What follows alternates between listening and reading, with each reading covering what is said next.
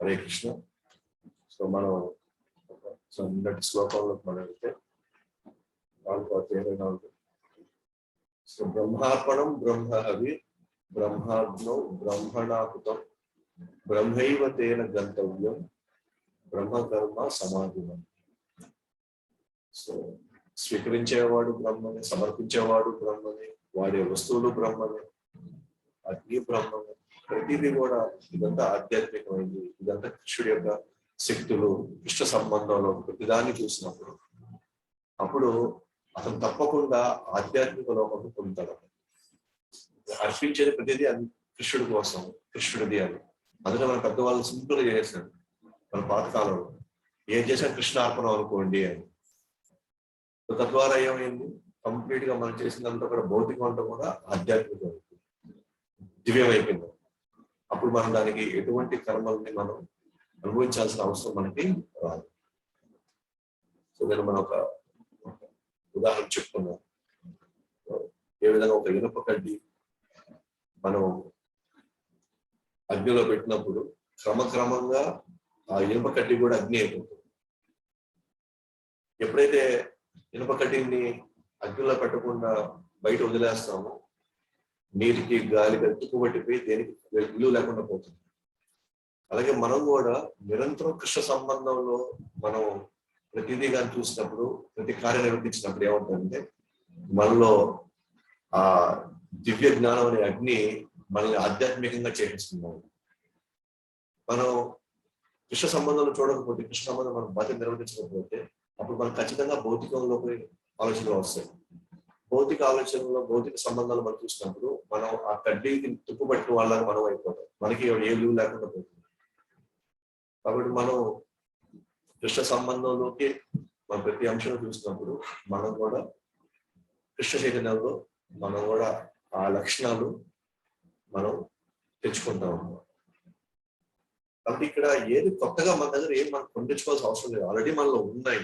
పైన కాలుష్యాన్ని తీసేయాలంటే ఇక్కడ లేదా మనం కొత్తగా నేను ఇప్పుడు ప్రేమ ఎట్లా సంపాదించాలి, కొత్తగా నేను కరుణ నాలుగు ఎలా వస్తుంది, ఒక మీద దయ్య నాకు ఎట్లా వస్తుంది. యాక్చువల్గా మనం ఏది మనకు బయట నుంచి మనకి ఎటువంటి లక్షణాలు అవసరం లేదు. యాక్చువల్ మన లక్షణాలు ఉన్నాయి, స్వతహాగా మనలో వచ్చినాయి, స్వాభావికంగా మనకి ఇవన్నీ ఉన్నాయి మనకి. కానీ ప్రస్తుతానికి అవి బయటికి వ్యక్తపరచలేకపోతున్నాం. ఎందుకనంటే ఈ కాలుష్యం ఉండడం వల్ల. ఆ కాలుష్యం ఎలా తీసేయాలి, కృష్ణ సంబంధంలో చూసినప్పుడు ప్రతి అంశాన్ని, ప్రతి వస్తువుని, ప్రతి సందర్భాన్ని మనకి కష్టం వచ్చా సరే ఇది కృష్ణుడు నా మంచి కోసం, నాలో ఏదో మార్పు తీసుకురావాలని, నాకేదో పాఠం నేర్పించాలని నాకు ఈ పరిస్థితి కల్పించాడు భగవంతుడు అని అనుకున్నప్పుడు మనం ఆ స్థితిని కూడా మనం కృష్ణ సంబంధం తీసుకొచ్చినప్పుడు ఆ కష్టంలో కూడా మనకి ఏ కర్మ అంటుంది. అలాగే మనం మంచి జరిగినప్పుడు నాకు అంత అర్హత లేదు, కానీ భగవంతుడి దయ వల్ల ఈ కార్యం జరిగింది అని అనుకోవడం వల్ల మంచిలోనూ చెడుల్లోనూ ప్రతి పరిస్థితిలోనూ మన కృష్ణుని మర్చిపోకుండా మన జీవితాన్ని మనం గడపచ్చాలి. అలా గడిపిన జీవితాలకి ఇంకో వాళ్ళు ఏ కర్మలు అనుభవించాల్సిన అవసరం వాళ్ళకి రాదు. కర్మలు అనుభవించడానికి ఏమీ లేవు కాబట్టి ఖచ్చితంగా అతను గోలోకానికి, వైకుంఠానికి వెళ్ళిపోతాడు. అంటే మళ్ళీ తిరిగి అతనికి తిరిగి రాదు. సో ఆ విధంగా ఇక్కడ మనం గమనించినప్పుడు ప్రతి దాన్ని కూడా కృష్ణ సంబంధంలో తీసుకున్నప్పుడు మనం చదువుకునే వాళ్ళం అనుకోండి, ఎస్ కృష్ణుడు నాకు ఎన్ని తెలివితేటలు ఇచ్చాడు, ఆ కృష్ణుడి తెలివితేటల్లో నేను బ్రహ్మాండంగా చదివి రేపు ఉన్నత స్థానం ఎదిగి ఆ ఉన్నత స్థానంలో నేను కృష్ణుడికి సంబంధమైన విషయాలు నేను 10 మందికి నేను చెప్పాలి. అవకాశం ఉన్నప్పుడు నాకు ఎందుకు ఇలా వచ్చి, నేను ఎందుకు ఈ పొజిషన్కి వచ్చానంటే కృష్ణుడి యొక్క దయా కరుణ వల్ల నేను వచ్చానన్నప్పుడు వాళ్ళు 10 మంది కృష్ణ భక్తులు వేయడానికి అవకాశం ఉంటుంది రేపు. అప్పుడు మన చదువు కూడా భక్తి అయిపోయింది. అప్పుడు మన స్థానం ఏదైతే మన స్థానాన్ని ఆక్రమించామో అది కూడా భక్తి కిందకి వెళ్ళిపోయింది. ఎందుకంటే మన అక్కడ కూడా ఇది నాకు వచ్చింది, ఇది నేను కష్టపడడం వల్ల వచ్చింది, నా తెలివితేటల మీద వచ్చింది అనుకోండి, అదంతా భౌతికం అయిపోతుంది. ఆ విధంగా ప్రతి స్థానాన్ని, ప్రతి అవకాశాన్ని, ప్రతి పరిస్థితిని కృష్ణభక్తి భావంలో మనం చూసినట్లయితే ప్రతిదీ కూడా మనం కర్మల్లో అందుకోకుండా మనం బయటపడడానికి అవకాశం ఉంటుంది. సో ఆ విధంగా మనం నిన్న భగవంతుడికి దూరం అయితే ఆటోమేటిక్ గా మనం బొగ్గు అయిపోతాం, ఏళ్ళు లేని బొగ్గులాగా అయిపోతాం. మళ్ళీ మనం నిప్పులో పడ్డాం అనుకోండి, అదే బొగ్గే మళ్ళీ నిప్పులాగా తయారైపోతుంది. ఇవన్నీ నిన్న మనం చెప్పుకున్నాం. ఈ రోజు కృష్ణుడు 4:25 శ్లోకం నుంచి రకరకాల వ్యక్తులు వాళ్ళకు ఉన్నటువంటి రకరకాల భావాలను బట్టి వాళ్ళు ఎలాంటి యజ్ఞాలు చేస్తే వాళ్ళు కూడా నిష్కామ కర్మయోగం నుంచి జ్ఞానయోగం వైపు వాళ్ళు మారుతారు, లేదా భౌతిక నుంచి వాళ్ళు కూడా ఆధ్యాత్మిక విధంగా ఎలా మారిపోతారు. సో అందరికీ భగవంతుడి దగ్గరే ఉండి భగవంతుడితో పాటే ఉండే అవకాశం వస్తుంది రాదు. యోగులు వాళ్ళు ఒక రకంగా వాళ్ళు ప్రయత్నం చేస్తారు, కర్మయోగులు ఇంకో విధంగా వాళ్ళు ప్రయత్నం చేస్తారు, జ్ఞానయోగులు ఇంకో విధంగా ప్రయత్నం చేస్తారు. ఒక బ్రాహ్మణుడు ఒక విధంగా భగవంతుడి దగ్గర అవుతాడు, అలాగే ఒక శూద్రుడు ఒక విధంగా భగవంతుడి దగ్గర అవ్వాలి. బ్రాహ్మణుడు శూద్రుడు కాలేడు, శూద్రుడు బ్రాహ్మణుడు కాలేడు.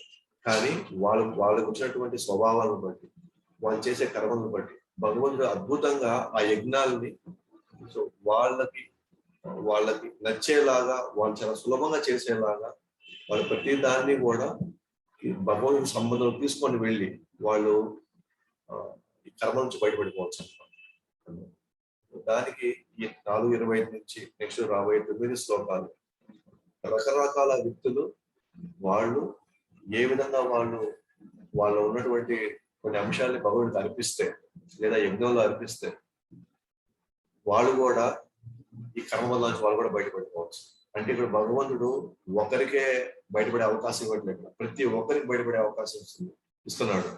సో వాళ్ళు ఉండే స్థితిని బట్టి, వాళ్ళు ఉండే స్థాయిని బట్టి, వాళ్ళకు ఉన్నటువంటి మానసిక శారీరక సౌలభ్యాన్ని బట్టి భగవంతుడు రకరకాల పద్ధతుల్లో వాళ్ళని యజ్ఞాలు చేయమంటున్నాడు. అంటే భగవత్ తృప్తి కోసం చేయమంటున్నాడు. తద్వారా ప్రతి ఒక్కరూ బయటపడిపోవచ్చు. కాబట్టి ఒక శూద్రుడు బ్రాహ్మణుడు అయిన తర్వాత ఆయన ఏదో భక్తి చేస్తే ఆ భక్తి తర్వాత ఆయన ఏదో గోలోకం పోయడానికి అవకాశం, అట్లా ఆ రూపు తీసుకోవాల్సిన అవసరం లేదు ఇక్కడ. సో ఒక్క జన్మలోనే అతని వెనకాల అతను పాపపు కొండలున్నా సరే, ఆ స్థాయి అతను పాపపు బిట్టైనా సరే, అతను ఒక్క జన్మలోనే ఆ వీటన్నిటిని కడిగేసుకొని పూర్తి కృష్ణభక్తి భావంలోకి వచ్చి అతను గోలోకం చెప్పుకోగలుగుతాడు. అయితే ఆ వ్యక్తి తనకున్న పరిస్థితుల్లో ఎంత సీరియస్ గా తీసుకుంటాడో అది ఆధారపడి ఉంటుంది అన్నమాట.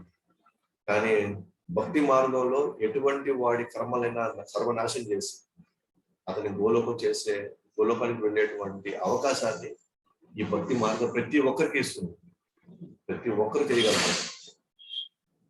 కానీ మనం ఎంత నమ్మి ఎంత శ్రద్ధగా మనం చేస్తామో దాని మీద ఆధారపడుతున్నాం. కాబట్టి ఇప్పుడు 4:25 శ్లోకం చూస్తాము.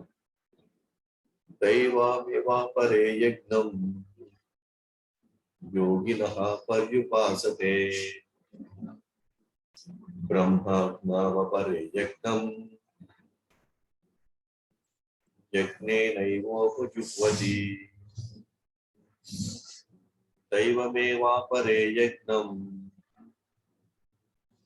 యోగినః పర్యుపాసతే బ్రహ్మాజ్ఞావపరే యజ్ఞం యజ్ఞేనైవోపజుహ్వతి. దైవమేవాపరే యజ్ఞం యోగినః పర్యుపాసతే బ్రహ్మాజ్ఞావపరే యజ్ఞం యజ్ఞేనైవోపజుహ్వతి. భావము: కొందరు యోగులు వివిధ యజ్ఞములను సమర్పించడం ద్వారా దేవతలను చక్కగా పూజిస్తారు. మరికొందరు పరబ్రహ్మనే అగ్నిలో హోమము చేస్తారు. సో కొంతమంది యోగులు దేవతలకి వాళ్ళ యజ్ఞాలు సమర్పిస్తారు. అయితే ఈ దేవతలు కృష్ణుడిలో భాగంగా వాళ్ళు ఆలోచిస్తారు. వాళ్ళు దేవతలకి సెపరేట్, దేవతల్ని వాళ్ళు వేరుగా చూడరు భగవంతుడి నుంచి. ఈ దేవతలు భగవంతుడి యొక్క భాగాల్లాగా ఊహించి, అంటే దేవతలకు అధిపతి వ్యక్తి ఉన్నాడనే భావంలో ఆ దేవతలకి వాళ్ళ యజ్ఞాన్ని సమర్పిస్తారు అన్నమాట. వాళ్ళు యజ్ఞం చేస్తారు అంటే వాళ్ళు దేవతలు కోరుకుంటారు, వాళ్ళు దేవతల ద్వారా వాళ్ళ కోరికలు తీసుకోవాలనుకుంటారు. కానీ వాళ్ళ భావం మాత్రం ఈ దేవతలు కృష్ణుడి యొక్క అంశాలుగా, కృష్ణుడి యొక్క భాగాలుగా ఆ భావనలు చేసినప్పుడు ఈ యోగులు కూడా వాళ్ళు కూడా ఆధ్యాత్మికంగా చేరుకోవచ్చు అన్నమాట. వాళ్ళు కూడా భగవంతుని చేరుకోవచ్చు. కొంతమందిని కొంతమంది అంటే నిరాకార బ్రహ్మను, నిరాకార బ్రహ్మంలో వాళ్ళు లీనమవ్వడానికి లేదా మోక్షం పొందడానికి వాళ్ళు చేసే యజ్ఞం ఇంకొక రకంగా ఉంటుంది. సో వాళ్ళు ప్రతిదాన్ని కూడా ఇదంతా కూడా కనిపించే ప్రతిదీ కూడా మాయే, శాశ్వతం అయిందని ఆయన యొక్క నిరాకారత్వం శాశ్వతం అయిందన్న భావంలో వాళ్ళు ధ్యానం అనే యజ్ఞంలో నేను ఆ కృష్ణుడి యొక్క పరబ్రహ్మన్ లేదా కృష్ణుడి యొక్క బ్రహ్మన్ లేదా ఆ నిరాకార ఆకారం లేదా ఆ నిరాకార శక్తిని వాళ్ళు ఆది చేరుకోవాలని ఆ భావంలో వాళ్ళు ధ్యానం చేస్తున్నారు. అప్పుడు వాళ్ళు కూడా క్రమంగా ఈ కర్మ నుంచి వాళ్ళు బయటపడి వాళ్ళు జ్ఞానం వైపు లేదా ఆధ్యాత్మిక వైపు వాళ్ళు వెళ్ళిపోతారు. అది చెప్పడానికి ప్రయత్నిస్తారు భాష్యంలో. ఇప్పటి వరకు నిష్కామ కర్మ నుండి జ్ఞానంగా ఎలా మారుతుందో మనం చూసాము. సో నిష్కామ కర్మలో మనం చేసినప్పుడే మనకి జ్ఞానము, ఆధ్యాత్మిక జ్ఞానాన్ని తీసుకునే అవకాశం మనకు వస్తుంది. సో అది మనం చూసామన్నమాట. ఏ విధంగా ప్రతిదాన్ని మనం కృష్ణ సంబంధంలో చూస్తే మనం అసలైన జ్ఞానాన్ని మనం పొందిన వాళ్ళం అవుతాం. భౌతిక కాలుష్యం పోయి అసలైన జ్ఞానం పొందిన వాళ్ళం. ఇప్పుడు మనం ఇక మీదట వివిధ వ్యక్తులు నిష్కామంతో వివిధ రకాల యజ్ఞం లేదా కర్మయోగంలో వివిధ విభాగాలు వివరించడం జరుగుతుంది. ఇప్పుడు నెక్స్ట్ రాబోయే 9 శ్లోకాలు వివిధ వ్యక్తులు ఏ విధంగా వాళ్ళు ఈ కార్యక్రమం నిమగ్నం అవుతారో మనం చెప్తారు అనమాట. కొంతమంది దేవతల కోసం, దేవాదేవుడి కోసం, నిరాకారం కోసం యజ్ఞాలు చేస్తారు. వాస్తవానికి యజ్ఞం అంటేనే కృష్ణుడి తృప్తి కోసం, విష్ణు తృప్తి కోసం చేయడమే యజ్ఞం. యజ్ఞం అంటే దయచేసి ఎప్పుడు కూడా అక్కడ ఒక యజ్ఞ కుండం ఉంటుంది, అక్కడ హోమం వేస్తారు, దాంట్లో మనం కొన్ని సమిధులు వేస్తాము. దయచేసి యజ్ఞం అంటే మనం మానసికంగా ఏమనుకుంటామంటే ఈ సెటప్ వచ్చేసి మన మనసులోకి. సో యజ్ఞం అంటే కేవలము ఆ సెటప్ కాదనమాట. అక్కడ యజ్ఞం అంటే ఏ కార్యం చేసినా కృష్ణుడి కోసం చేస్తామనే భావన, అది కూడా యజ్ఞమే. మనకు ఉద్యోగం ఇది కృష్ణుడి కోసం చేస్తున్నానంటే అది కూడా యజ్ఞమే. మనం కుటుంబాన్ని చూసుకుంటాం అనుకోండి, కృష్ణుడి కోసం ఈ కుటుంబాన్ని బాధ్యతగా నేను వాళ్ళు మళ్ళీ కృష్ణ భక్తులు చేయాలనే భావంలో కానీ అది కూడా ఒక యజ్ఞమే. యజ్ఞం అంటే కృష్ణుడు లేదా విష్ణు తృప్తి కోసం చేసే ఏ కార్యమైనా సరే యజ్ఞమే. అయితే మనకి సింబాలిక్ గా మనకి ఇక్కడ మనకి బహుళ ఏమని చెప్పాడు ఇక్కడ నిన్న 4:24 శ్లోకంలో, ఒక యజ్ఞకుండం తీసుకుంటే ఆ యజ్ఞకుండంలో వేసే ప్రతి వస్తువు కృష్ణ సంబంధంలోకి వెళ్తే, కృష్ణుడి అంశంగా తీసుకుంటే, అది ఆ చెంచా కావచ్చు, లేదా అక్కడ ఉన్న అగ్ని కావచ్చు, లేదా వేసే సెమిదలు కావచ్చు, లేదా అక్కడ నిర్వహించే బ్రాహ్మణుడు కావచ్చు, ప్రతి ఒక్కరిని కూడా కృష్ణుడి అంశాలుగా తీసుకున్నప్పుడు అప్పుడు ప్రతిదీ కూడా కృష్ణమయం అయిపోతుంది. అట్లానే ఇక్కడ కూడా యజ్ఞము అని అంటే అది యజ్ఞం సంబంధించింది. అలాగే దాన్ని మనం అట్లాగే మన కుటుంబంలో కానీ మనం దాన్ని ఆపదించామనుకోండి, ఇక్కడ నేను ఎవరైతే చూస్తున్నారో, ఎవరైతే నేను బాధ్యతలు స్వీకరించానో, తండ్రిగా కానీ, తల్లిగా కానీ, భర్తగా కానీ, భార్య కానీ, నేను ప్రతి ఒక్కరిని లేదా కృష్ణ సంబంధం చూస్తాను. నేను తినే ప్రతి వెతుకుని కృష్ణుడు ఇచ్చిన ప్రసాదం, నేను ఉండే ఇల్లు కృష్ణుడు ఇచ్చినటువంటి ప్రసాదం, నాకు ఇచ్చిన బిడ్డలు కృష్ణుడు ఇచ్చిన ప్రసాదం అన్న భావంలో మనం వెళ్ళినప్పుడు ఆ కుటుంబం మనం కృష్ణమయం అయిపోతుంది. ఎట్లయితే యజ్ఞం కృష్ణమయం అయిపోయిందో ప్రతి అంశాన్ని మనం కృష్ణమయం చేసినప్పుడు, అలాగే ఇప్పుడు ఆ కుటుంబాలు అలా చూసినప్పుడు అప్పుడు అది కూడా మనం యజ్ఞం చేస్తుంటే రోజు మనం. ఎందుకంటే మనం అంటే ఇక్కడ భావన మోర్ ఇంపార్టెంట్ అనమాట. ఏ భావన ఈ కార్యం నిర్వర్తిస్తున్నాం, ప్రతిదీ కృష్ణ సంబంధంలో ఈ భావన, కృష్ణ సంబంధ భావనలు చేస్తే ప్రతి కార్యం యజ్ఞమే అనమాట. మనం చెమ్మడం, ఇక్కడ కృష్ణుడు ఉంటాడు ఇంట్లో, కృష్ణుడు తిరుగుతున్నాడు ఇంట్లో, కాబట్టి నేను నీట్ గా ఉంచుకోవాలి అన్న భావన మనం చిమ్మినా కూడా అది ఒక యజ్ఞమే. మనం బట్టలు ఉతికినా కూడా, ఎందుకంటే నేను నీట్ గా ఉన్నాను, నేను కృష్ణుడి ముందుకు వెళ్ళినప్పుడు కృష్ణుడు నన్ను చూసి సంతోషపడాలి, నేను ఇంత నీట్ గా ఉన్నాను, పిల్లలు ఇంత పర్ఫెక్ట్ గా ఉన్నాను అంటే కృష్ణుడు నన్ను చూస్తున్నాడు కాబట్టి అన్న భావంలో మనం వెళ్ళినప్పుడు అది కూడా ఒక యజ్ఞమే. అప్పుడు ఉతకడం కూడా ఒక యజ్ఞం అయిపోతుంది. బహుశా మీకు అర్థమైంది అనుకుంటాను. కాబట్టి ఇక్కడ యజ్ఞం అంటే ప్రతిసారి ఊరిని యజ్ఞం అనగానే ఊరిని ప్రతిసారి యజ్ఞకొండ వేది ఇక్కడ హోమం ఎక్కడ ఉంది, సభికులకు దయచేసి ఆ పాయింట్ లో వెళ్ళొద్దండి.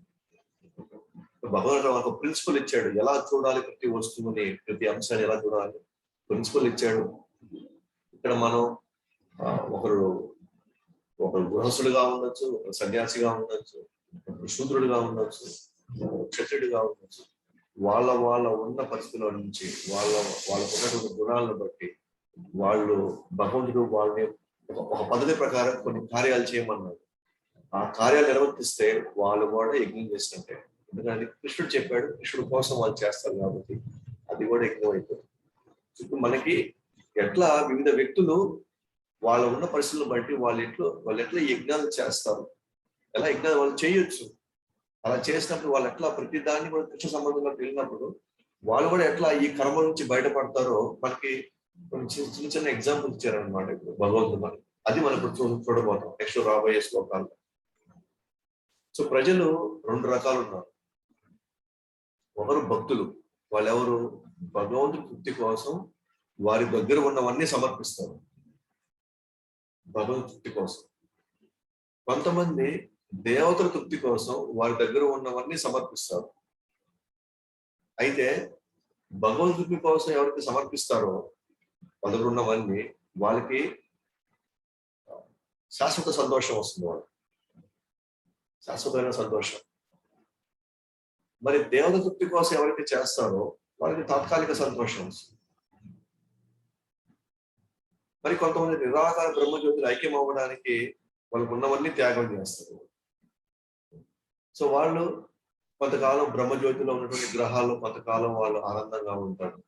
కానీ ఆత్మ యొక్క సహజ సిద్ధమైనటువంటి కార్యం ఏంటంటే అది ఎప్పుడు భగవంతుడి సేవలో ఉండాలి.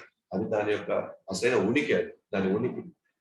కానీ బ్రహ్మజ్యోతిలో సేవ చేసే అవకాశం లేదు కాబట్టి వాళ్ళు ఎక్కువ అక్కడ ఉండలేరు. ఎందుకంటే సహజ సిద్ధమైనటువంటి స్థితిలోకి వచ్చేయాలి ఆత్మ. అలాంటప్పుడు వాళ్ళకి అక్కడ చేసేది లేక మళ్ళీ తిరిగి వచ్చేందుకు అవకాశం ఉంది. లేదా ఆ లోకాలకి శివుడు వెళ్ళినప్పుడు లేదా నారదుల వారు వెళ్ళి అక్కడి నుంచి వాళ్ళకి ప్రచారం చేశారు అనుకోండి, లేదా అక్కడి నుంచి వాళ్ళు గోలోకం వెళ్ళిపోవచ్చు వాళ్ళు అక్కడి నుంచి. కానీ అది చాలా రేర్ కండిషన్స్ అనమాట. 3 భాగాలు మళ్ళీ తిరిగి వచ్చేదానికి అవకాశాలు ఎక్కువ. అయితే ఆధ్యాత్మికంగా వాళ్ళు కొంత సాధన చేశారు కాబట్టి వాళ్ళకి ఈ భౌతిక క్లేశాలు వాళ్ళని పెద్దగా ఇబ్బంది పెట్టేవాళ్ళు.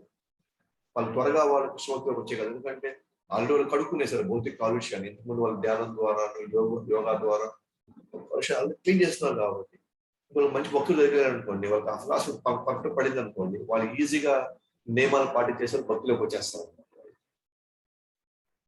అయితే ఈ దేవతలు ఎవరు అంటే మన భగవంతుడి యొక్క భక్తులే వాళ్ళు కూడా. ఈ దేవతలు కూడా వాళ్ళు ఎవరు అంటే వాళ్ళకి భగవంతుడి చే శక్తి ఇవ్వబడింది ఈ భౌతిక ప్రపంచాన్ని పర్యవేక్షించడానికి లేదా పాలన కోసం వాళ్ళు నియమించబడ్డారు వాళ్ళు.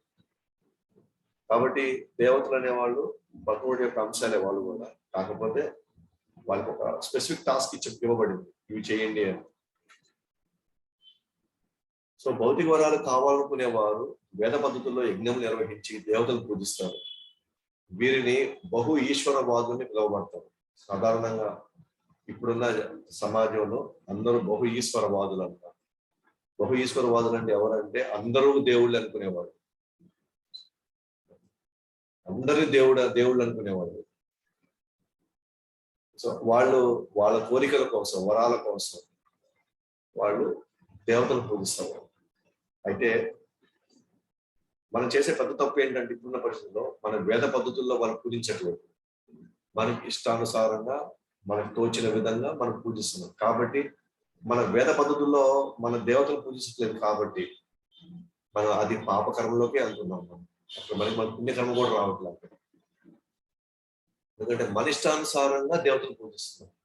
కనీసం దేవతల్ని వేద పద్ధతులనే మనం పూజించినట్లయితే మనకి అట్లీస్ట్ మనం పుణ్యకర్మలు మనకు వచ్చి మనం స్వర్గలోకాలకు వెళ్ళి మనకు అవకాశం ఉంటుంది. కానీ ఇప్పుడున్న పరిస్థితి మనం దేవతలను వేద పద్ధతులు మనం పూజించట్లే. కానీ అందువల్ల వాళ్ళకి చెప్పాలంటే అది పుణ్యకర్మ కింద కలదు. ఎందుకంటే వేదాలకు విరుద్ధంగా చేస్తున్నారు వాళ్ళు. అందువల్ల వాళ్ళు ఇబ్బంది పడతారు. ఐక్యమయ్యే వారు ఏం చేస్తారు, భగవంతుడి యొక్క రూపం అశాశ్వతం అనుకొని వారు భగవంతుని యొక్క తాత్విక కల్పన ద్వారా ఆయన దివ్యత్వాన్ని అర్థం చేసుకోవడం కోసం సమయం త్యాగం చేస్తారు. దేవతలు పూజించే వాళ్ళు ఏం చేస్తారు, వాళ్ళ దగ్గర ఉన్న సమర్పిస్తారు, కానీ వాళ్ళకి వచ్చే పెద్ద ఫలితం ఎందుకంటే అది వచ్చేది అశాశ్వత ఆనందం వస్తుంది. అలాగే ఐక్యమయ్యే వాళ్ళకి ఏం వస్తుంది, వాళ్ళు సమయం త్యాగం చేస్తారు అవి అర్థం చేసుకోవడంలో, భగవంతుడిని తలుచుకోవడంలో, భగవంతుడిని రకరకాలుగా వర్ణించడంలో, ఈ తాత్విక కల్పనలో ఈ ఐక్యమయ్యే వాళ్ళందరూ కూడా ఈ ఎక్కువ వాళ్ళు కూర్చొని రకరకాలుగా వర్ణించడానికి ప్రయత్నిస్తారు భగవంతుడు. వాళ్ళు వాళ్ళ సమయాన్ని త్యాగం చేస్తారు భగవంతుడి కోసం. కాబట్టి వాళ్ళు కూడా అయినా వాళ్ళకి వచ్చే రిజల్ట్ ఏంటి, బ్రహ్మజ్యోతిలో కొంతకాలం ఉంటారు, మళ్ళీ తిరిగి వచ్చేస్తారు. సో ఈ నిరాకారంలో ఉన్న వాళ్ళకి, పూజించే వాళ్ళకి ఆ యజ్ఞకుండానే నిరాకారం అనుకుంటారు. వాళ్ళు ఆ నిరాకార బ్రహ్మనే యజ్ఞకుండం అనుకొని ఆయనకి వాళ్ళ ధ్యానాన్ని ఆయనకి సమర్పిస్తారు అన్నమాట. వాళ్ళ ధ్యానాన్ని ఆయనకి సమర్పిస్తారు. ఎవరికి? ఆ నిరాకార బ్రహ్మని, ఆ యజ్ఞకుండంలో నిరాకార బ్రహ్మ. అయితే అర్జున్ లాంటి వాళ్ళు మాత్రం వాళ్ళ తమ ఉనికిని కోల్పోకుండా సర్వస్వాన్ని కృష్ణతృప్తి కోసం సమర్పిస్తారు. నిరాకార బ్రహ్మను వాళ్ళ నిరాకారంలో పూజించే వాళ్ళు ఏం చేస్తారు, వాళ్ళ ధ్యాన ఫలితాన్ని నిరాకార బ్రహ్మని యజ్ఞకుండకు సమర్పిస్తే, అంటే వాళ్ళ ఉనికిని వాళ్ళు ఆల్మోస్ట్ వాళ్ళు పోగొట్టుకోవాలనుకుంటారు. వాళ్ళు ఆ ఉనికే వద్దనుకుంటారు వాళ్ళు. బట్ అర్జున్ లాంటి వాళ్ళు ఏమనుకుంటారు అని అంటే, వాళ్ళ ఉనికిని కోల్పోకుండా నేను ఎప్పుడు శాశ్వతంగా ఉంటాననే భావంలో వాళ్ళ సర్వస్వాన్ని భగవంతుడు త్యాగం చేస్తారు కృష్ణ తృప్తి కోసం.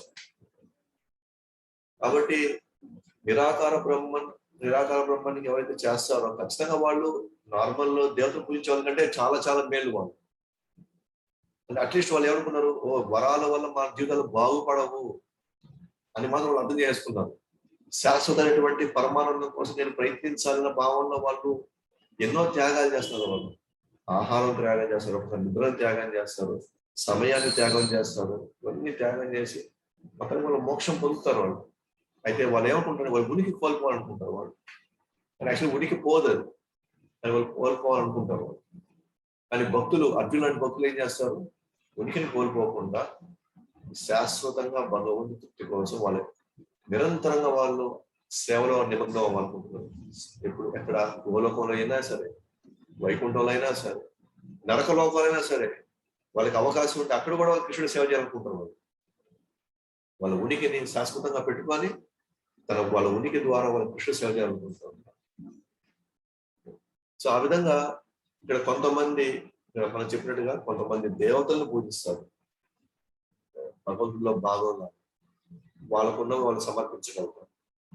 కొంతమంది నిరాకార బ్రహ్మనికి వాళ్ళు సమర్పిస్తారు, కొంతమంది యోగులు ఆ నిరాకార బ్రహ్మని అగ్ని హోమం అనుకోని దాంట్లో వాళ్ళ సమయాన్ని, వాళ్ళ జ్ఞాన ఫలితాన్ని సమర్పిస్తారు.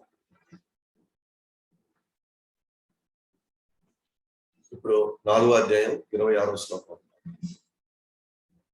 శ్రోత్రాదీనింద్రియాణ్యాన్యే సంయమాగ్నిషు జుహ్వతి శబ్దాదీన్ విషయ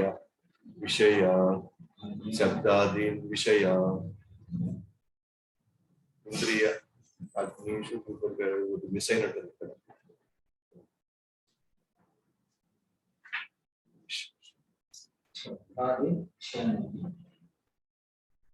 విషయాన్ని విషయం మిస్టేక్ అయింది.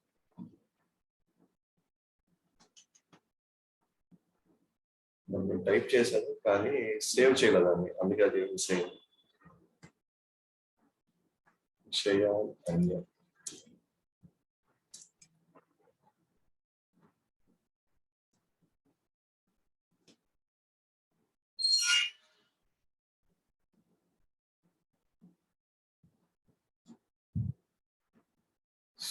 శ్రోత్రాదీనింద్రియాణ్యన్యే సంయమాగ్నిషు జుహ్వతి శబ్దాదీన్ విషయాన్ అన్యా ఇంద్రియాగ్నిషు జుహ్వతి. శ్రోత్రాదీనింద్రియాణ్యన్యే సంయమాగ్నిషు జుహ్వతి శబ్దాదీన్ విషయాన్ అన్యా ఇంద్రియాగ్నిషు జుహ్వతి శ్రోత్రాదీన్ ఇంద్రియాణ్యన్యే సంయమాగ్నిషు జుహ్వతి శబ్దాదీన్ విషయాన్ అన్యా ఇంద్రియాగ్నిషు జుహ్వతి.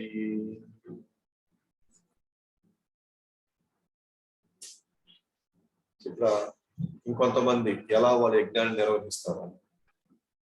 కొందరు నిష్ఠాపరులైన బ్రహ్మచారులు శ్రవణ కార్యాన్ని ఇంద్రియాలను మనోనిగ్రహం అనే అగ్నిలో హోమం చేస్తారు.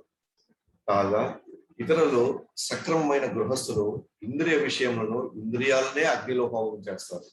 ఇప్పుడు నైష్టిక బ్రహ్మచారులు గృహస్థులు వీళ్ళు ఎలా చేస్తారు యజ్ఞాన్ని, లేదా వాళ్ళు ఏం సమర్పిస్తారు భగవంతుడి సంబంధంలో, అది ఇప్పుడు మనం చెప్తాం అన్నమాట. సో నైష్టిక బ్రహ్మచారి అంటే ఆరంభం నుంచి చివరి దాకా ఎటువంటి ఆడవారితో అసలు ఎటువంటి సంబంధంలోకి రాకుండా, కనీసం వాళ్ళ యొక్క ఆలోచనలు వాళ్ళ మనసులోకి రానియకుండా అంత నిష్ఠగా ఉన్నారు వాళ్ళని నైష్టిక బ్రహ్మచారి అంటారు. వాళ్ళు ఏం చేస్తారంట, నియంత్రించబడిన మనసు అనే యజ్ఞంలో వాళ్ళ చెవుల్ని అంకితం అక్కడ దాన్ని సమర్పిస్తారు అన్నమాట.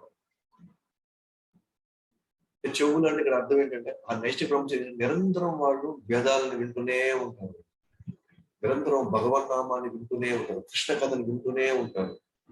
అంటే ఇక్కడ కృష్ణుడి గురించి వినడం అనే దాన్నే వాళ్ళ వస్తువు ఏంటి, చెవులు వాళ్ళ వస్తువు.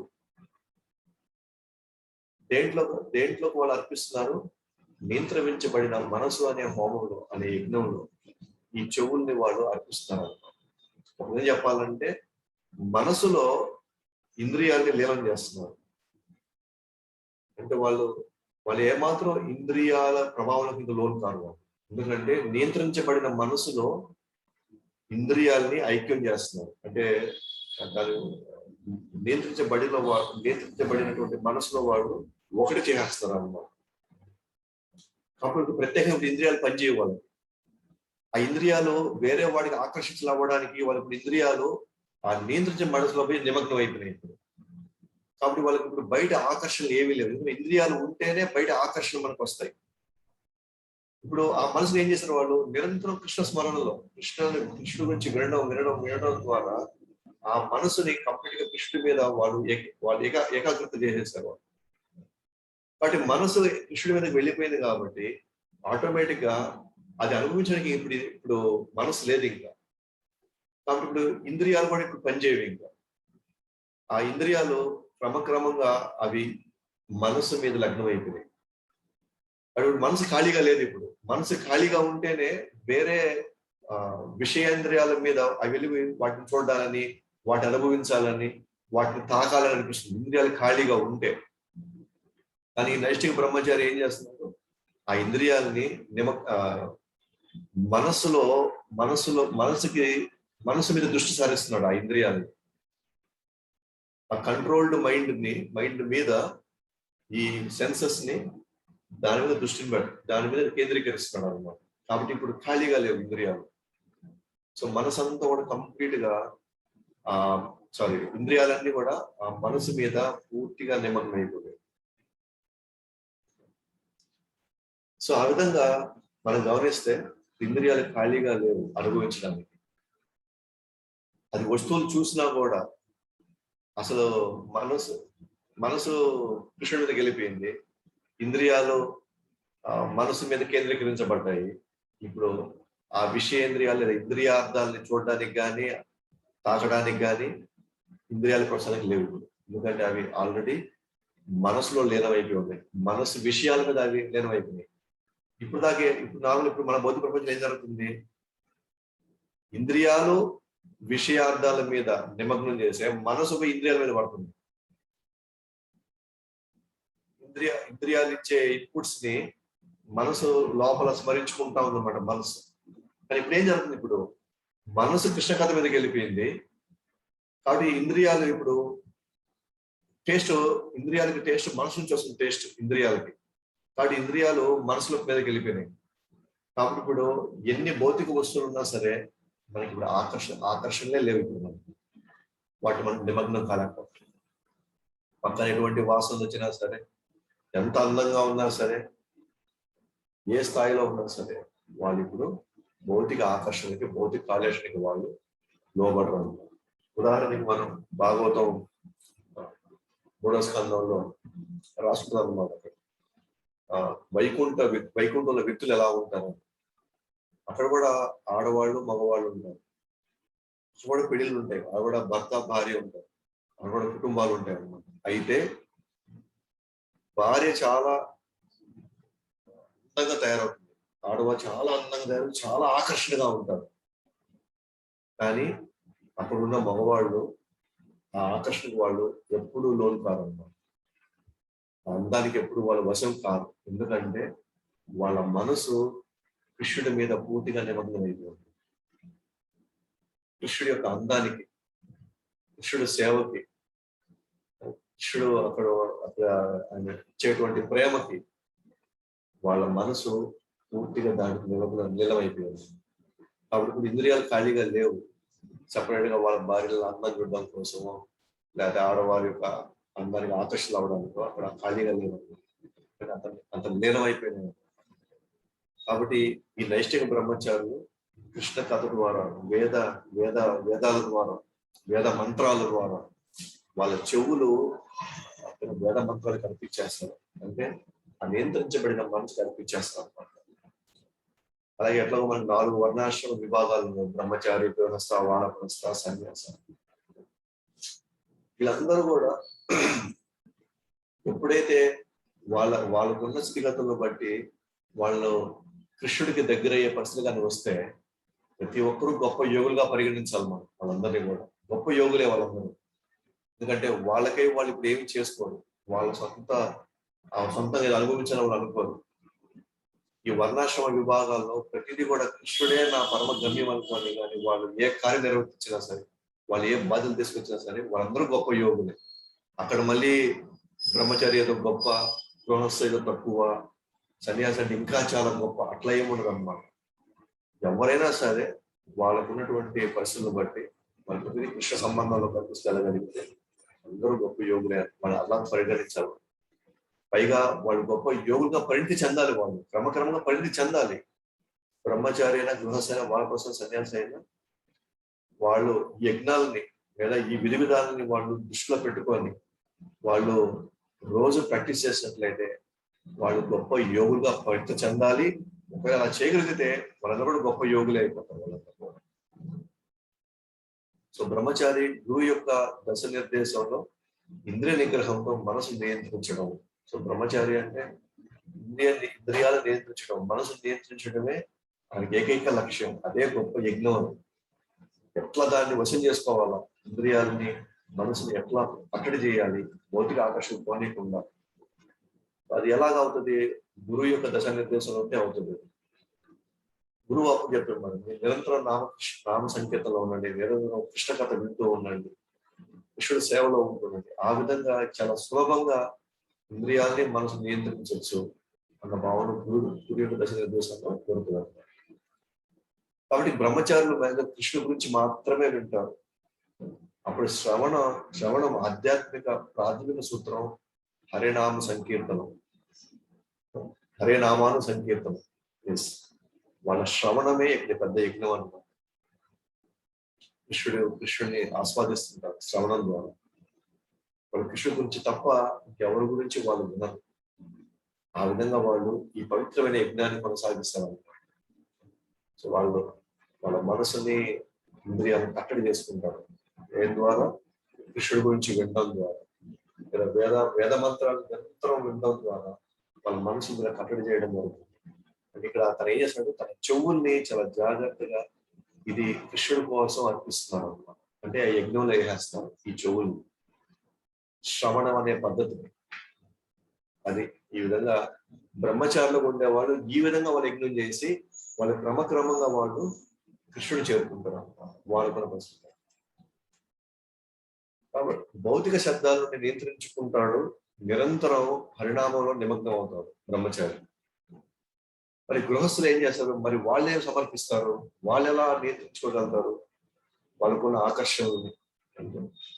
ఆధ్యాత్మిక ఎదగడానికి గృహస్థులు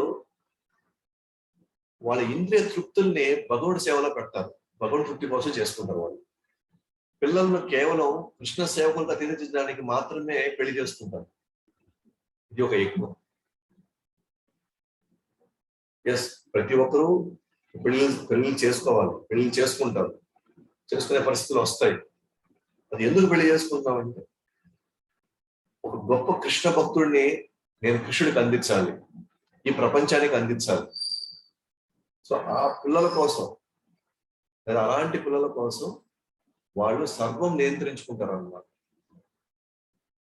దానికి కావాల్సినటువంటి ఆలోచనలు, కృష్ణ సంబంధాల ఆలోచనలో మనం సంసారం చేస్తేనే అలాంటి పిల్లలు వస్తారు. అంటే ఆలోచనలన్నీ కూడా కృష్ణ సంబంధంలోకి వెళ్ళిపోతాయి. వాళ్ళ యజ్ఞం ఏంటి అని అంటే ఎన్ని రకాల ఆకర్షణలు ఉన్నా సరే, ఎన్ని రకాల డీవియేషన్స్ ఉన్నా సరే, సో పిల్లలు అనేవాళ్ళు ఎందుకోసం వీళ్ళని కృష్ణ భక్తులుగా తయారు చేసి మళ్ళీ నేను కృష్ణుడికి సమర్పించాలి. వాళ్ళు నాకు బాధ్యతగా వాళ్ళు ఇచ్చాడు కృష్ణుడు. ఆ బాధ్యతను నేను సక్రమంగా నిర్వర్తించడంలో అది మహా గొప్ప యజ్ఞం అయిపోతుంది. సో ఆ విధంగా గృహస్థులు కూడా కృష్ణుని చేరుకుంటారు. ఎందుకంటే భగవంతుడు ఇచ్చినటువంటి ఆ మహత్తరమైనటువంటి ఆ బాధ్యతని వాళ్ళు చక్కగా నిర్వర్తించిన వాళ్ళు. ఆ విధంగా వాళ్ళు కూడా కర్మల్లో ఇరుకుతారు, వాళ్ళు కూడా బయటపడతారు. సో ఆ విధంగా ఇప్పుడు మనం బ్రహ్మచారులు, గృహస్థులు వాళ్ళ కోసం ఇంకా ఇంకా ఇంకా ఎవరెవరు ఏ విధంగా సమర్పిస్తారు, ఏ విధంగా వాళ్ళ ఉన్నవి ఏ విధంగా వాళ్ళు త్యాగం చేస్తారు. ఇప్పుడు మనం ఇందాక మనం గమనించినట్లయితే గృహస్థులు ఇప్పుడున్న పరిస్థితుల్లో మనం చూస్తే సెక్స్ అనేది విచ్చలవిడి అయిపోయింది. చాలా ఈ భౌతిక ఆకర్షణలకి విపరీతమైనటువంటి వాటికి లోనయ్యింది. కేవలం దానికోసమే పెళ్ళినట్టుగా చేసుకుంటున్నారు. కానీ అన్నిటిని నియంత్రించుకొని కేవలం కృష్ణ భక్తులు మనం కనాలి, లేదా పుట్టిన వాళ్ళని కృష్ణ భక్తులుగా తయారు చేయడం అనేది మహాయజ్ఞం. ఎందుకంటే దానికి ఎంతో డెడికేషన్ కావాలి, దానికి ఎంతో అంకిత భావం ఉండాలి, దానికి ఎంతో ఓపిక ఉండాలి, సహనం ఉండాలి, దానికి మళ్ళీ కమిట్మెంట్ ఉండాలి మనకి. అప్పుడు దానికోసం ఎన్నో త్యాగం చేస్తారు వాళ్ళు. తన ఇంద్రియాలు ఎటో ఏదేదో అనుభవించాలన్న వాళ్ళ ఇంద్రియాలని ఇది పెద్ద బాధ్యత తీసుకోవడం వల్ల మిగతా వాటి మీద మన మనసు పోకుండా, మన ఇంద్రియాలు పోనీయకుండా ఈ ఒక కార్యం మనల్ని చక్కగా కట్టడి చేసి మనం కృష్ణుడి వైపు నడిపిస్తున్నాం. సో ఈ విధంగా గృహస్థులు. నెక్స్ట్ 4వ అధ్యాయం 27వ శ్లోకానికి వచ్చి సర్వేంద్రియ కర్మాణి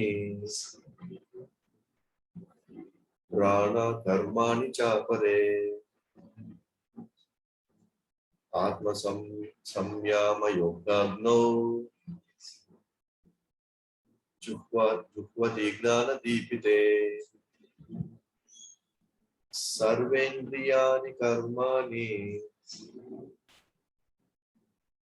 ప్రాణ కర్మాణి చాపరే ఆత్మ సంయమ యోగాగ్నౌ జుహ్వతి జ్ఞాన దీపితే. సర్వాణీంద్రియ కర్మాణి ప్రాణ కర్మాణి చాపరే ఆత్మ సంయమ యోగాగ్నౌ జుహ్వతి జ్ఞాన దీపితే.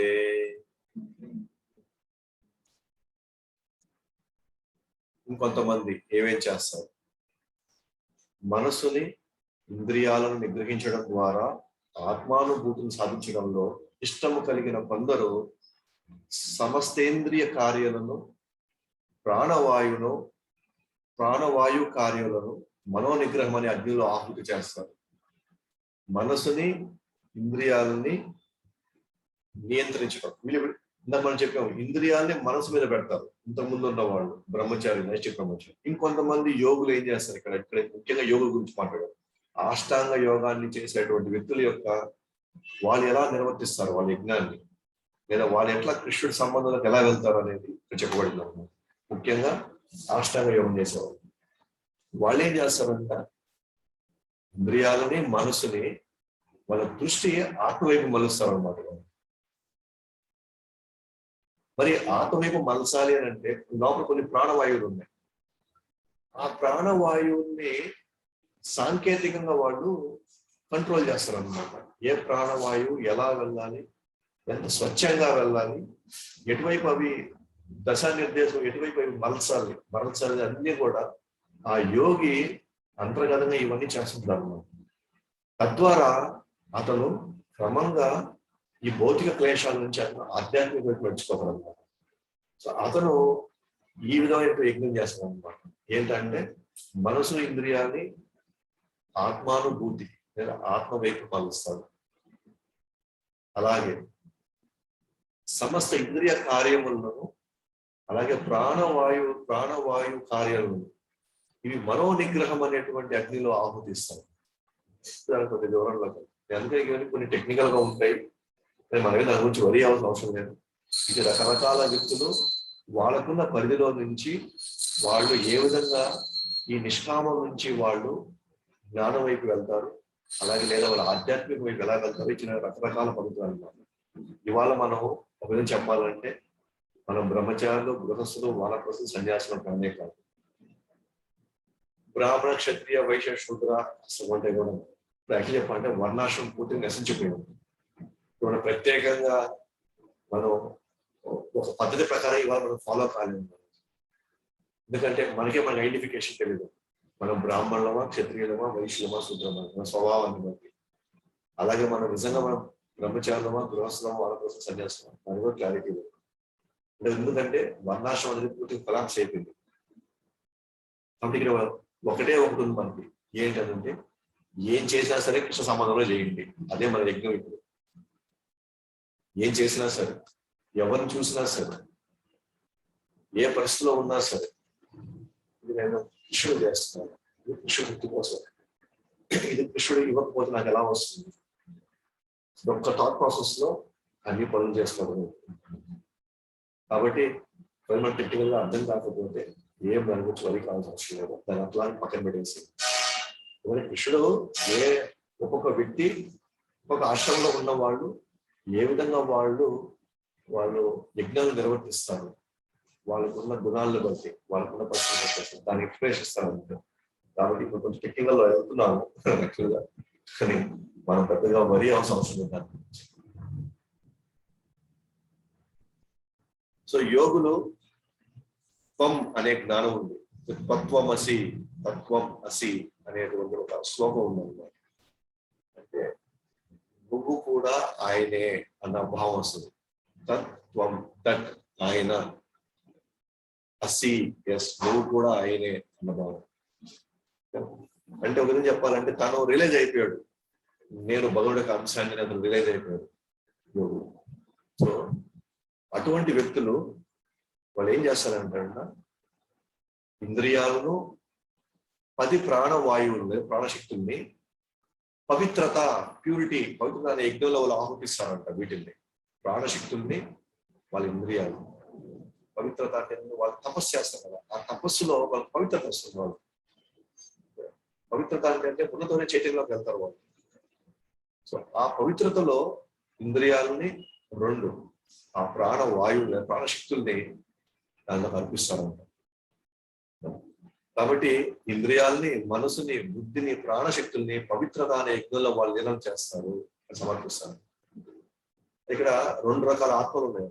ఒకటి పరాగాత్మ, 2 ప్రత్యేగాత్మ. పరాగాత్మ అంటే ఇంద్రజుట్టులో నిమగ్నం అవ్వడం అన్నమాట.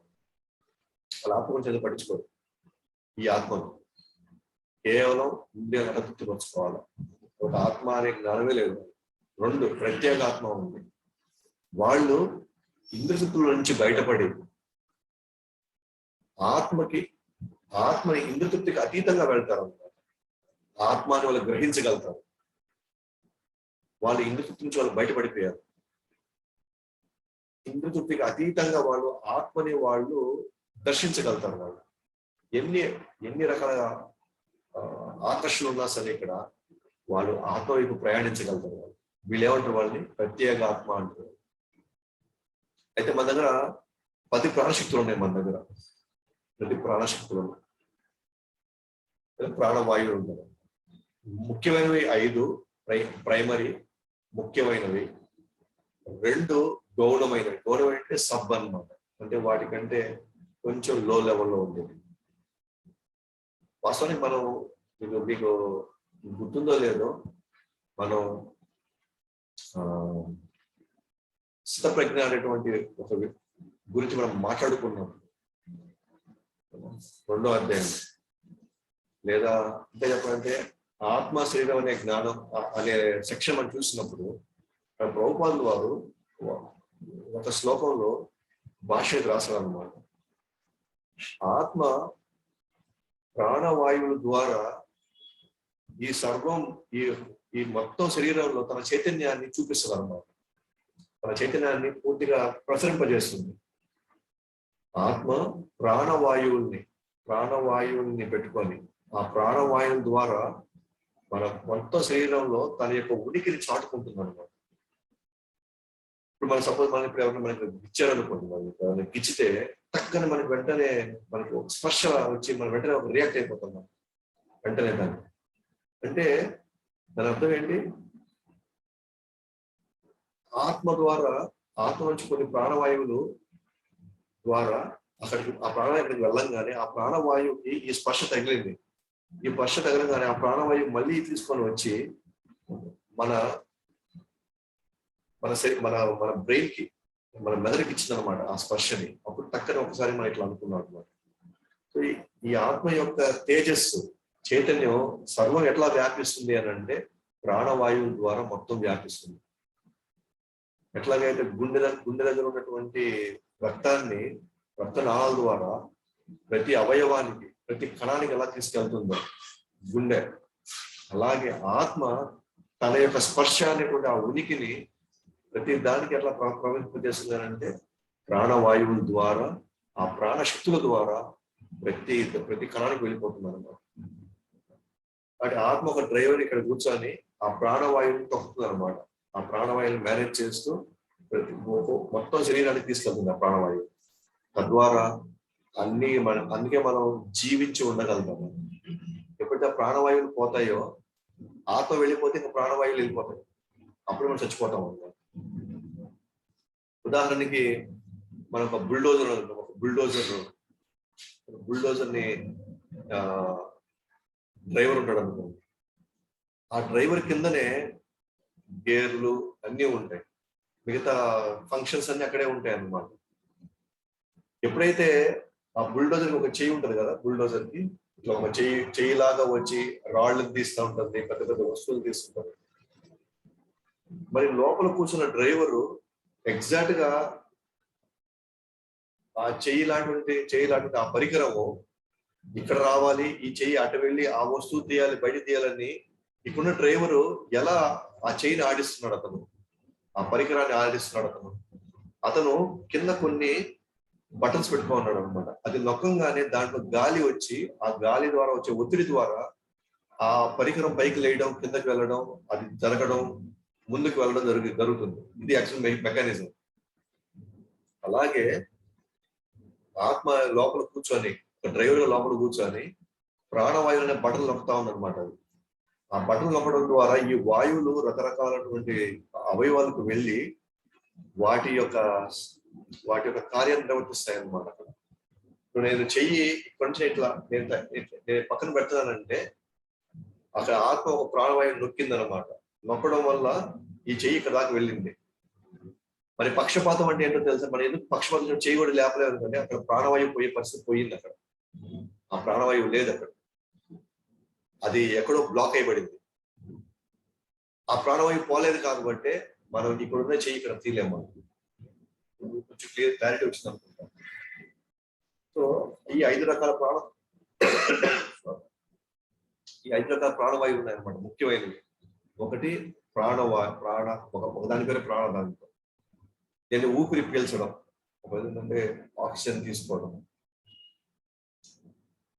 సో ఇది ప్రాణశక్తి అంటే. తర్వాత అపాన అంటే సో మనం బాత్రూమ్కి వచ్చినప్పుడు మాకు గ్యాస్ కింద నుంచి వెళ్ళిపోతుంది, ఇది గాలి కింద నుంచి వెళ్ళిపోతుంది. ఇవన్నీ కూడా బ్యాలెన్సింగ్ ఎయిర్స్ అన్నమాట మన బాడీలో. అవన్నీ ఉండబట్టే శరీరం చక్కగా నడుస్తూ ఉంది. ఏ మాత్రం ముందు తేడా వచ్చిందంటే మనకి అనారోగ్యం వచ్చి మన ఇబ్బంది బాధపడుతుంది. అలాగే సమాన అంటే ఆహారము నీరుని అరగేస్తుంది. కొంత గాలి లోపల ఉండాలి. మనం అంటాం కదా, పూర్తిగా ఫుల్గా తినబాకండి ఆహారాన్ని, దాంట్లో సగం మాత్రమే నింపండి, ఎందుకంటే దాంట్లో కొంత గాలి కావాలి. ఆ గాలి వల్ల త్వరగా అరిగించబడుతుంది. నీరు గాలి అరిగించబడుతుంది. ఉదాహరణ, ఇది మనం వదిలే గాలి బయట నుంచి, అంటే ఇందాక మనం గాలి తీసుకున్నాం, గాలి వదులుతున్నాం ముక్కుల ద్వారా. ప్రాణ అనేది గాలి లోపలికి వస్తుంది. ఉదాహరణ అనేది గాలి బయటికి వెళ్తుంది. వ్యాన అంటే ఇది శరీరం మొత్తం ఈ గాలి ఉంటుంది అనమాట. ప్రతి కణం పక్కన ఎక్కడెక్కడల్లా స్పేస్ ఉందో, ఖాళీలు ఉన్నాయి, అక్కడంతా కూడా ఈ వాయువుతో నింపబడుతుంది. దీన్ని ఏమంటారు? వ్యాన అంటారు. సో ప్రాణ, అపాన, సమాన, ఉదాన, వ్యానం. అందుకని మన బాడీని పంచభూతాలు చేయబడింది, దాంట్లో గాలి ఒకటి.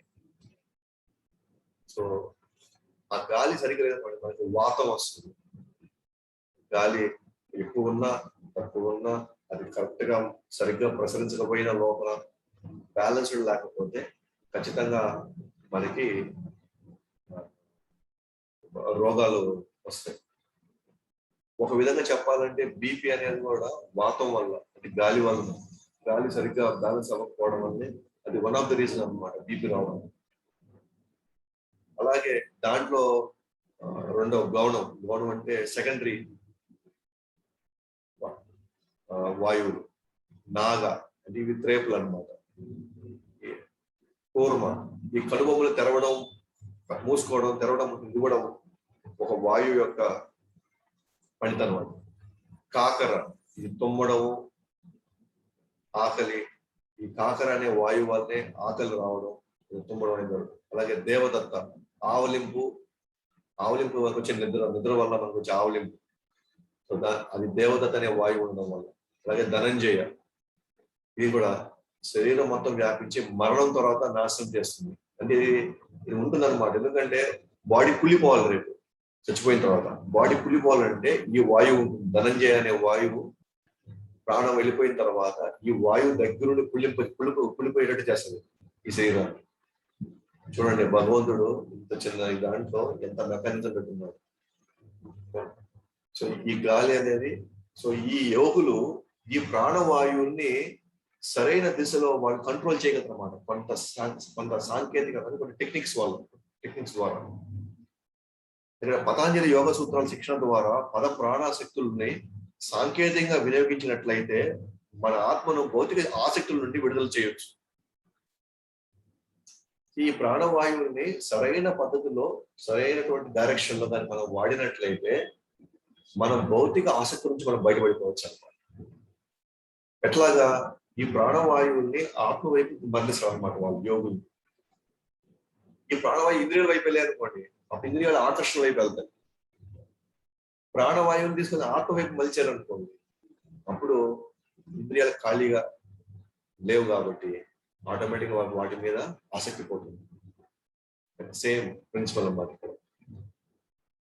ఇప్పుడు మనలో ప్రాణం ఉండింది అనుకోండి, ప్రాణశక్తి ఎక్కువ ఉంది అనుకోండి, ఆటోమేటిక్ గా వేరే వాటిని ఆకర్షణ అవుతాం. ప్రాణవాయువు కొంచెం తగ్గింది అనుకోండి, ఆటోమేటిక్ నీరసించిపోతాం. ఇప్పుడు మనం నీరసించినప్పుడు మనకి బయట ఏదైనా చూడాలని, బయట ఏదైనా చేయాలని మనకు అనిపిస్తుంది మనం. ఎందుకు మనం ఉపవాసం ఉంటాం? ఎందుకు యోగులు ఉపవాసం ఉంటారు అని అంటే, వాళ్ళు ప్రాణవాయువు ఇంద్రియాల వైపు పోనీ వద్దని వాళ్ళు అనుకుంటారు. పోనీ సరే మళ్ళీ గట్ల నిండిపోయింది కాబట్టి ఇంకేదో కావాలనుకుంటున్నారు. అంటే మన ఆకలి వేసినప్పుడు మన కాన్సన్ట్రేషన్ అంతా కడుపు మీదే ఉంటుంది. ఇంకెవరు ఎన్ని జోకులు వేసినా ఎవరి రకాల ఇప్పుడు వండే లేదు వద్దే పక్కన పెట్టి అంటాము. ఎందుకంటే ఇప్పుడు ఇంద్రియ ఆసక్తి లేవు ఇంద్రియార్థాల పట్ల. ఎందుకంటే లోపల ప్రాణవాయువు సరిగ్గా నిండలాగా, ఎందుకంటే సరిగ్గా ఆహారం ఇచ్చినటువంటి ప్రాణవాయువు లేదు ఇంద్రియాల్లో. అందులో ఆటోమేటిక్ గా అది క్రమంగా పక్కకు వచ్చేస్తుంది. అందుకే మనం భక్తిలో కూడా ఎందుకు ఉపవాసాలు ఉండమంటాము అంటే సగం ఉపవాసం ఉండడం వల్ల ఈ ఇంద్రియాల్లో ఆ ప్రాణవాయువు చేరకపోవడం వల్ల ఇవి భౌతిక ఆకర్షించకుండా బయటపడిపోతాయి. ఎవరైనా చూడండి, ఫస్ట్ ఆకలి కావాలి, ఆకలి నిండిందా ఇంకా ఇప్పుడు మనం బయట గురించి ఆలోచిస్తారు. ఇప్పుడు దానికి కావాల్సిన ఎనర్జీ వచ్చేసింది, ఇప్పుడు మళ్ళీ బయట కోసం వెనకదన్నమాట. అది తినాలి, ఇది తినాలి, ఇది బాగుండదు, అది తీయగా ఉంటుంది. అప్పుడు మనం రుచులు చూస్తాం. మనం అది ఆకలిగా ఉన్నప్పుడు రుచులు చూడడం మనం 50% మనకు కావాలనుకుంటాం. సో అదే విధంగా మనం గమనిస్తే ఈ యోగులు ఈ ప్రాణవాయువుని సరిగ్గా దశానిర్దేశం ఇచ్చి వాటిని కంట్రోల్లో పెట్టి అవన్నీ కూడా ఆత్మవైపు మరలిస్తారన్నమాట. అదే ఇంద్రియాల వైపు మరలిస్తే ఇంద్రియాలు మళ్ళీ ఆకర్షణ వైపు వెళ్ళిపోతుంది. ప్రాణవాయువు మళ్ళీ ఆత్మవైపు మరలిస్తే ఇంద్రియాలకి ఆ ప్రాణం లేదు కాబట్టి, లేదా ప్రాణం తక్కువ ఉంటుంది కాబట్టి అవి ఆసక్తుల నుంచి మనం బయటపడిపోవచ్చు. సో ఆ విధంగా మనం గమనిస్తే యోగులు ఈ విధంగా వాళ్ళ యజ్ఞాన్ని చేస్తారు. ఆ విధంగా వాళ్ళు భౌతిక ఆసక్తి నుంచి బయటకు వచ్చి వాళ్ళ ఆధ్యాత్మిక వైపు నడుస్తారు అన్నమాట. బట్ మన అంతిమ లక్ష్యం ఏం చేయాలి? మన ప్రత్యేగాత్మ అవ్వాలి. ప్రత్యేగాత్మ అంటే ఏంటి? ఇంద్రియాలకు అతీతంగా వెళ్ళి మనం ఆత్మకి ఆకర్షితులు అవ్వాలి. మనం అంటే భౌతిక ఆసక్తిని ఉపసంహరించబడాలి. మనం ఆత్మని అటువైపు మనం నడపకూడదు. కాబట్టి ఇక్కడ మనం చాలా మంది అడుగుతుంటారు అప్పుడప్పుడు, ఇంద్రియాలంటే ఏంటి, ఇంద్రియార్థాలంటే ఏంటని అడుగుతుంటారు. సో కళ్ళకి చూడడం అనేది ఇంద్రియార్థాలు, చెవులకి వినడం, ముక్కుకి వాసన, నోరికి రుచి, చర్మానికి తాకడం అనేది ఇంద్రియార్థాలు.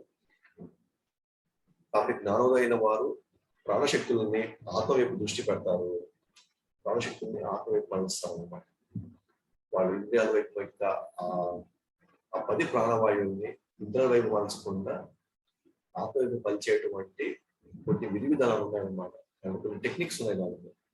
ఈ యోగులు ఏం చేస్తారంటే ఆ ప్రాణవాయువుని ఆత్మవైపు పలచడం వల్ల వాళ్ళకి పూర్తిగా వాళ్ళు నిగ్రహంలో ఉంటారు. సో ఆ విధంగా అష్టాంగ యోగులు వాళ్ళ పద్ధతుల ద్వారా వాళ్ళ ఇంద్రియాలు నిగ్రహించుకొని వాళ్ళు ఆధ్యాత్మిక వైపు నడుస్తారు అన్నమాట. సో అది ఈ 3 శ్లోకాల యొక్క అంటే మనం జస్ట్ రకరకాల వ్యక్తులు వాళ్ళు ఏమేమి సమర్పించడం వల్ల కృష్ణుడి తృప్తి కోసం లేదా యజ్ఞంలో ఏమేమి సమర్పిస్తారో తద్వారా వాళ్ళందరూ కూడా ఈ కర్మ నుంచి వాళ్ళు ఎలా బయటపడతారో మనకి ఇక్కడ కొన్ని ఎగ్జాంపుల్స్ చేయడం కృష్ణుడు.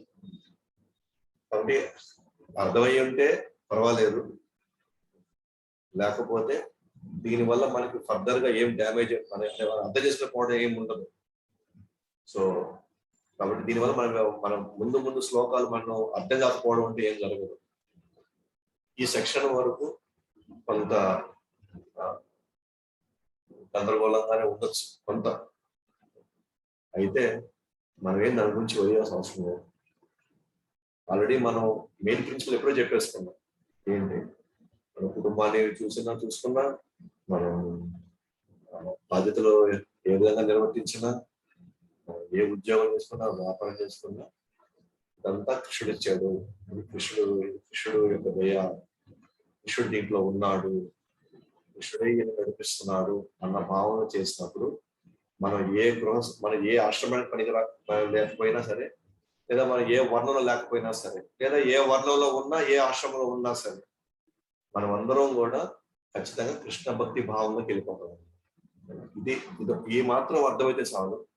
మిగిలినవన్నీ కూడా మీకు అవగాహన ఉండి, మీకు ఆల్రెడీ ఐడియా ఉంటే ఇవన్నీ మీకు అర్థమవుతుంది, లేకపోతే అర్థం కాదు.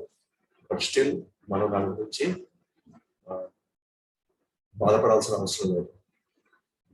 మీకు ఏదైనా మీకు అర్థమయ్యి లేదో మీకు ఇంట్రెస్ట్ ఉండి ఇంకా నేర్చుకోవాలి, ఇంకా తెలుసుకోవాలనుకుంటే మాత్రం మీరు పర్సనల్ గా ఎప్పుడైనా మీరు మెసేజ్ పెట్టినా సరే, కాల్ చేసినా సరే నేను మీకు వివరించగలుగుతాను.